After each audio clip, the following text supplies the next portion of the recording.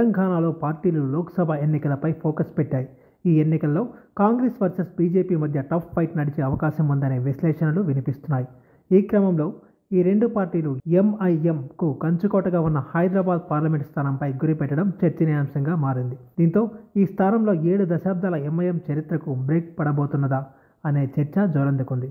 గత ఎన్నికల్లో గులాబీ పార్టీతో స్నేహం కొనసాగించిన ఓవైసీ తాను ఊహించినట్లుగానే ఓల్డ్ సిటీలోని 7 స్థానాలను దక్కించుకోగలిగినప్పటికీ ఓటు షేరింగ్ తగ్గిపోయింది. ఇదే సమయంలో హైదరాబాద్ స్థానంపై కాంగ్రెస్ సీరియస్గా తీసుకోగా ఈ స్థానంలో బోనీ కొట్టి సత్తా చాటాలని బీజేపీ ఉవ్విళ్లూరుతుంది. ఈ స్థానంపై ఇప్పటికే కాంగ్రెస్ కసరత్తు చేస్తుండగా ఇటీవల హైదరాబాద్లో పర్యటించిన అమిత్ షా సైతం ఈ స్థానంపై ఫోకస్ పెట్టాలని నేతలకు దిశానిర్దేశం చేసినట్లు సమాచారం.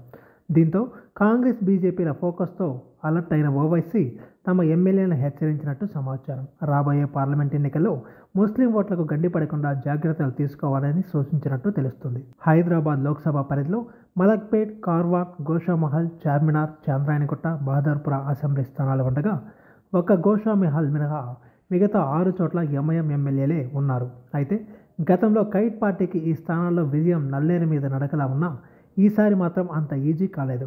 కౌంటింగ్లో ఫలితం చివరి వరకు ఉత్కంఠ రేపింది. దీంతో కాంగ్రెస్, కమలం పార్టీలు ఈసారి హైదరాబాద్ స్థానంలో గురిపెడితే వరుసగా 9 సార్లు విజయకేతనం ఎగరవేస్తూ వస్తున్న ఎంఐఎంకు ఈసారి గెలుపు అంత సులువు కాకపోవచ్చనే చర్చ జరుగుతుంది. ఇదే సమయంలో హైదరాబాద్ లోక్సభ స్థానంలో బరిలో నిలిపే అభ్యర్థి విషయంలో కాంగ్రెస్, బీజేపీలు కసరత్తు ప్రారంభించినట్లు తెలుస్తుంది.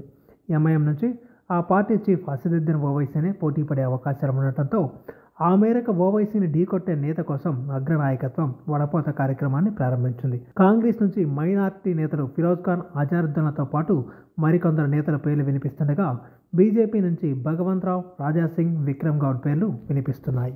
ఈ వీడియో మీకు నచ్చినట్టయితే లైక్ చేయండి, షేర్ చేయండి, కమెంట్ చేయండి, సబ్స్క్రైబ్ చేయండి.